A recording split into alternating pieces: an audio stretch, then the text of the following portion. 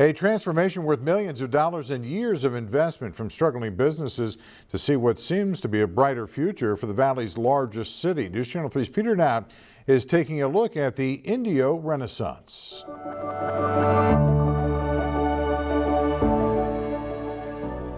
From an American Idol to a huge upgrade for downtown businesses, many Indio residents have something to smile about.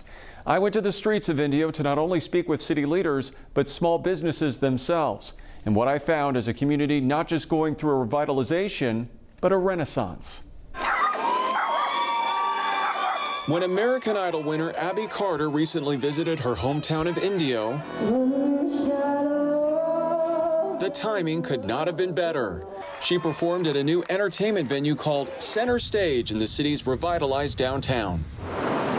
The Renaissance of Indio can be seen and heard throughout its historic downtown area. From several new businesses to a new 64-unit apartment building to new murals and public art, the Coachella Valley's largest city has received more than $200 million in private and public investments to make Indio the place to be. Indio has experienced the most change that we've seen in over a decade. Miguel Ramirez Cornejo is the city's economic development officer. He says half a dozen businesses have opened in downtown in just the past 6 months. Why is this all happening?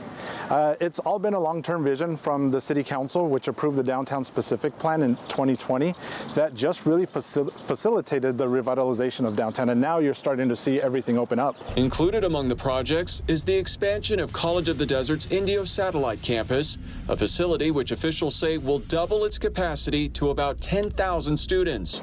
That includes a new child development center, which will allow students and the community to acquire affordable childcare while also allowing early education students to get hands-on experience. We're also adding a cybersecurity program, we're adding lecture halls, additional computer labs, so pretty much anything that a student needs to complete their degree at College of the Desert in Indio, they'll be able to get right here at their door. New downtown businesses include Gabino's Creperie, Music Hall and Coffee Shop, and the Indio Tap House, which is inside of a remodeled old building. I wanted to do a restaurant in downtown Indio because there was nothing here. Co-owner Roman Whitaker says that since the Tap House opened just a few months ago, it has become a destination for beer and food enthusiasts from all over the valley.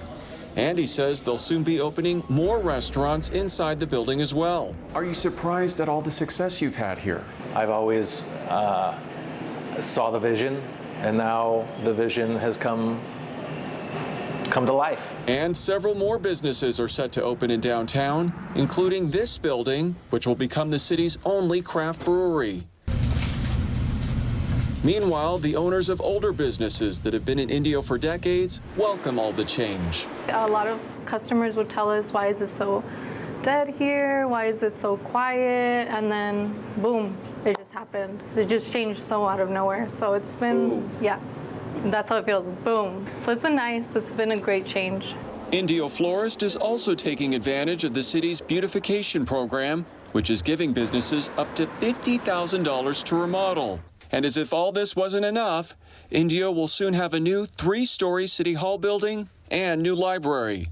There's also the new 43,000 square foot public safety campus. Phase 1 was completed this year, which includes a new fire station and dispatch center. It's an exciting time because the residents have been wanting to see something happen here in downtown. We hear the stories that it used to be a ghost town, and now you see people walking up and down the streets, you know, in the mornings, afternoons, and it's wonderful because it's just a place for the community to come enjoy. So much change happening, it's almost hard to keep up with. According to the most recent census, Indio's population is the largest in the valley at nearly 90,000.